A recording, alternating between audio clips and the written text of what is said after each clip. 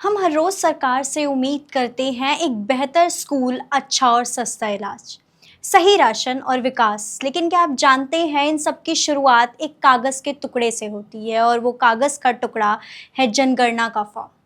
ये सिर्फ आंकड़े नहीं बल्कि लोगों की जरूरत को समझने के लिए लिया जाने वाला सबसे महत्वपूर्ण पहल है। देश को लंबे समय से जनगणना का इंतजार था और आखिर वो समय आ ही गया जब ये प्रक्रिया शुरू हो गई।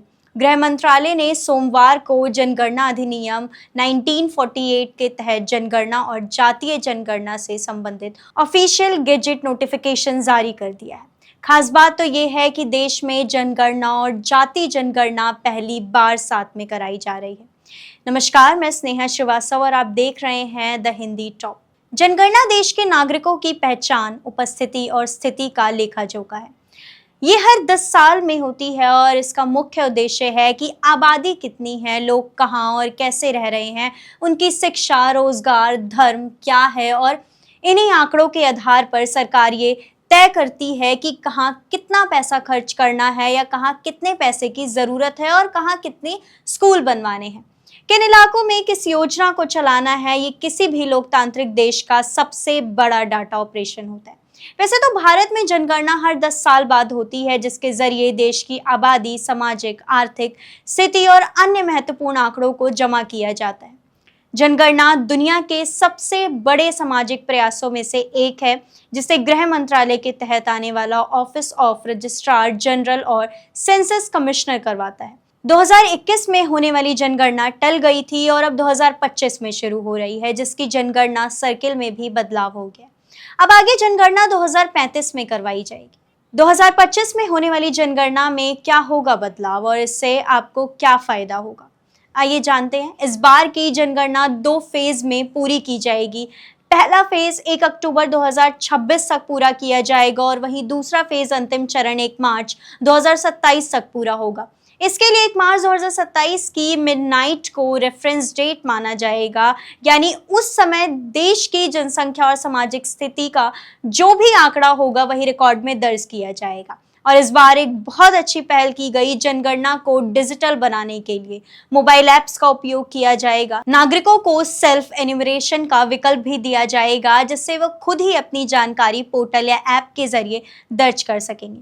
जीपीएस मैपिंग, क्लाउड स्टोरेज और आधार वेरिफिकेशन जैसे टूल्स इस बार के जनगणना को तेज, सटीक और पारदर्शी बनाएगा। इस जनगणना की सबसे खास बात यह है कि भारत के इतिहास में ये पहली बार होगा कि जनगणना और जातीय जनगणना एक साथ होगी। जनगणना के बाद परिसीमन आयोग का गठन किया जाएगा ताकि आबादी के हिसाब से लोकसभा सीटों का बंटवारा हो सके। इसे लेकर दक्षिण के राज्यों में परेशानी बढ़ी हुई है, क्योंकि वहां उत्तर भारतीय राज्यों के मुकाबले आबादी कम है। ऐसे में उन्हें डर है कि सीटें घट जाने से लोकसभा में उनका प्रतिनिधित्व कम हो सकता है। ऐसे में सरकार को परिसीमन पर काफी विचार विमर्श करना होगा।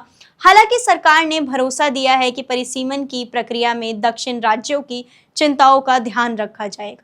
इसके बाद पॉपुलेशन सेंसस की गणना की जाएगी, जिसका मकसद हर व्यक्ति की जनसांख्यिकी, सामाजिक और आर्थिक जानकारी जमा करना है। गणनाकार दोबारा घर घर जाकर राष्ट्रीय जनसंख्या रजिस्टर यानी कि एनपीआर और जनगणना से संबंधित सवाल पूछते हैं। इस बार 30 सवाल पूछे जाने हैं। संभावना है जिनमें नाम, आयु, लिंग, जन्म तिथि, वैवाहिक स्थिति, शिक्षा, रोजगार, धर्म, जाति और उप संप्रदाय, परिवार के मुखिया के साथ रिश्ता, आवासीय स्थिति और प्रवास से जुड़े सवाल शामिल होंगे। आजादी के बाद पहली बार जनगणना के साथ साथ जातिगत जनगणना भी होगी, जिसमें ओबीसी, एससी, एसटी और अन्य सामान्य श्रेणी के सभी जातियों की गणना की जाएगी। इसके तहत सामाजिक, आर्थिक स्थिति जैसे आय, शिक्षा, रोजगार का डेटा भी जमा किया जाएगा। ये डेटा को सरकार की योजनाओं, आरक्षण नीतियों और सामाजिक न्याय से जुड़ी योजनाओं का आधार बनेगा। केंद्रीय वित्त आयोग राज्यों को अनुदान देने के लिए इस डेटा का इस्तेमाल करता है। ये डेटा सामाजिक, आर्थिक नीतियां और आरक्षण के लिए बहुत ही अहम होगा। आपको क्या लगता है? अपनी राय हमें जरूर बताइए। ऐसे ही और जानकारी के लिए हमारे चैनल द हिंदी टॉप को सब्सक्राइब करें और साथ ही बेल आइकन दबाना ना भूलें। इसके अलावा आप हमें एक्स, इंस्टाग्राम और फेसबुक पर भी फॉलो करें।